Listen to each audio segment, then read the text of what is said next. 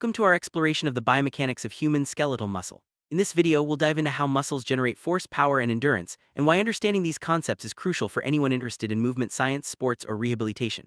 We'll also discuss how force velocity and length tension relationships, as well as electromechanical delay, impact muscle function. Let's begin by setting the stage for a journey through the fascinating world of muscle mechanics and performance. Muscular strength is a fundamental concept in biomechanics. It refers to the amount of torque a muscle group can generate at a joint. Torque is essentially the rotational force that muscles produce to move our bones. Measuring muscular strength involves assessing how much force a muscle can exert to rotate a joint, which is vital for understanding movement efficiency and injury prevention. This measurement helps trainers, therapists, and athletes gauge performance and set training goals. When we talk about muscular strength, it's important to understand the role of torque. The component of muscular force that produces torque at the joint, often labeled as Ft, is directed perpendicular to the attached bone. This perpendicular force is what actually creates movement at the joint. By analyzing torque, biomechanists can determine how effectively a muscle group can move a limb, which is essential for both athletic performance and daily activities. To better understand how torque works, let's look at a diagram showing the forces involved when a muscle contracts. Notice how the force vector is perpendicular to the bone, maximizing the rotational effect. This visualization helps clarify why the direction and point of muscle attachment are so important in determining how much torque can be produced at a joint. Muscular strength isn't just about how hard a muscle can contract. It's also influenced by the muscle's cross-sectional area and its training state. A larger cross-sectional area means more muscle fibers are available to generate force. Meanwhile, a well-trained muscle can produce more force due to improved neuromuscular coordination and muscle fiber recruitment. These factors together determine the overall strength potential of a muscle group. Another key factor in muscular strength is the moment arm. The moment arm is the distance between the muscle's anatomical attachment to the bone and the axis of rotation at the joint center. The longer the moment arm, the greater the torque a muscle can produce. Additionally, the angle at which the muscle attaches to the bone also affects how much force is transmitted to the joint, influencing movement efficiency. Let's take the biceps brachii as an example. When this muscle contracts, it produces a force at the elbow that can either stabilize or dislocate the joint, depending on the angle of the elbow during contraction. This dynamic relationship highlights the importance of joint angles and muscle positioning in both strength training and injury prevention. Understanding these mechanics helps optimize exercise techniques and rehabilitation protocols. Here's a diagram that illustrates how the biceps brachii applies force at the elbow. The image shows the direction of the force and how it interacts with the joint, depending on the elbow's angle. This visual aid makes it easier to grasp the concept of stabilizing versus dislocating forces during muscle contraction. Muscular power is another essential aspect of muscle function. It's defined as the product of muscular force and the velocity of muscle shortening. In other words, power measures how quickly a muscle can produce force. It's also described as the rate of torque production at a joint or the product of net torque and angular velocity. Power is especially important in explosive movements like jumping or sprinting. Sprinting is a classic example of an activity that demands high muscular power, but there are many others such as jumping, throwing, or lifting weights quickly. In all these cases, the ability to generate force rapidly is what sets apart elite performers from the rest. Training for power involves exercises that emphasize both strength and speed, helping athletes reach their peak potential. Understand how muscles generate power. It's helpful to look at the force velocity and power velocity curves. These curves show the relationship between the speed of muscle contraction and the amount of force or power produced. Generally, as contraction velocity increases, force decreases but power peaks at an intermediate velocity. This relationship guides training strategies for both strength and speed. Here's a closer look at the general shapes of the force velocity and power velocity curves for skeletal muscle. The force velocity curve shows that as the speed of contraction increases, the force a muscle can produce decreases. Meanwhile, the power velocity curve peaks at a moderate velocity, illustrating the optimal point for power output. Understanding these curves is key for designing effective training programs. Muscular endurance is the ability of a muscle to exert tension over time. It's essentially the opposite of muscle fatigability. Endurance is crucial for activities that require sustained muscle contractions, such as distance running, cycling, or even maintaining posture. Training for endurance focuses on increasing a muscle's capacity to resist fatigue and perform repeated contractions over extended periods. Did you know that increased body temperature can enhance muscle function? When your body warms up, the speeds of nerve and muscle functions increase. This means that muscles can contract more quickly and efficiently, which is why warming up before exercise is so important. A proper warm-up prepares your muscles for optimal performance and reduces the risk of injury. Slight elevation in muscle temperature causes a shift to the right in the force-velocity curve. This means that at a given load, both the maximum isometric tension and the maximum velocity of shortening are higher. In practical terms, your muscles can generate more force and contract faster when they are properly warmed up, which is why athletes always emphasize the importance of a good warm-up routine. Force-velocity relationship describes how the force a muscle can produce changes with the speed of contraction.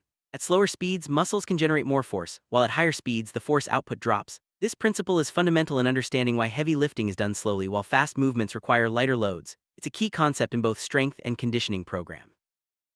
Another important concept is the length-tension relationship. This describes how the amount of force a muscle can produce depends on its length at the time of contraction. There's an optimal muscle length where force production is maximized. If the muscle is too stretched or too contracted, its ability to generate force decreases. This relationship is crucial for understanding joint positioning during exercise. Electromechanical delay refers to the brief period between the onset of muscle activation and the actual development of force. This delay occurs because it takes time for the electrical signal from the nervous system to trigger the mechanical response in the muscle fibers. Understanding electromechanical delay is important for optimizing reaction time and improving athletic performance. Training to increase muscular strength involves progressive overload, where muscles are challenged with increasing resistance over time. This stimulates muscle growth and enhances the nervous system's ability to recruit more muscle fibers. Strength training is not only for athletes but also for anyone looking to improve functional movement and prevent age-related muscle loss.